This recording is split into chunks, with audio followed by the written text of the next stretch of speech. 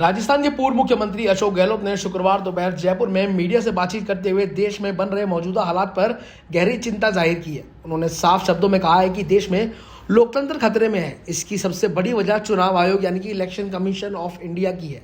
गहलोत ने दावा किया कि देश की सारी संवैधानिक संस्थाएं इस वक्त दबाव में काम कर रही हैं, जिससे लोकतंत्र का भविष्य संकट में है।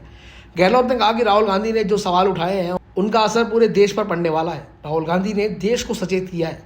राहुल गांधी का व्यक्तित्व ऐसा है कि उन्हें किसी से भी नफरत नहीं है और वे देश हित में काम करते हैं। राहुल गांधी ने चुनाव आयोग की निष्पक्षता पर जो सवाल उठाए हैं वह बेहद जरूरी और उनका जवाब दिया जाना चाहिए।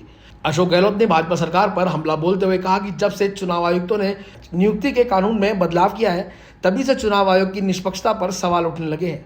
उन्होंने कहा कि पहले चयन समिति में मुख्य न्यायाधीश होते थे, लेकिन अब उन्हें हटाकर अमित शाह को शामिल कर लिया गया है। इसका नतीजा यह हुआ कि चुनाव आयोग का रवैया ही बदल गया है। गहलोत ने कहा कि जब चुनाव आयोग के रवैये से जनता के मन में संदेह पैदा होता है तो उसकी जिम्मेदारी बनती है कि वह उन आरोपों पर सफाई दे, लेकिन ऐसा नहीं हो रहा है। उन्होंने मुख्य चुनाव आयुक्त के एक बयान पर जिक्र करते हुए कहा कि उनका यह कहना भी मैं किसी पार्टी से मिलूंगा तो ये तय करूंगा कि अपने आप से चुनाव आयोग की निष्पक्षता पर सवाल खड़ा करता है। अशोक गहलोत ने भारत के गौरवशाली लोकतांत्रिक इतिहास का जिक्र करते हुए कहा कि अमेरिका और ब्रिटेन जैसे देश में अश्वेत और महिलाओं को मताधिकार के लिए सालों इंतजार करना पड़ा, जब हमारे संविधान ने बनते ही सभी को समान अधिकार दिए।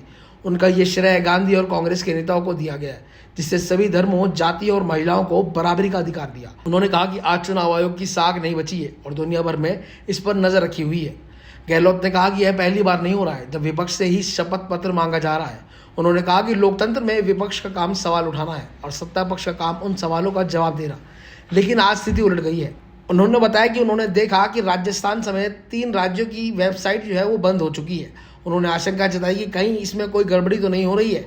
गहलोत ने इलेक्टोरल बॉन्ड को लेकर भी सरकार पर हमला बोला और कहा कि सुप्रीम कोर्ट ने इसे गैर कानूनी करार दिया है। इससे बड़ा दुर्भाग्य क्या होगा। उन्होंने जनता से अपील किया कि उन्हें आगे आना होगा, तभी सरकार का दिमाग ठिकाने आएगा।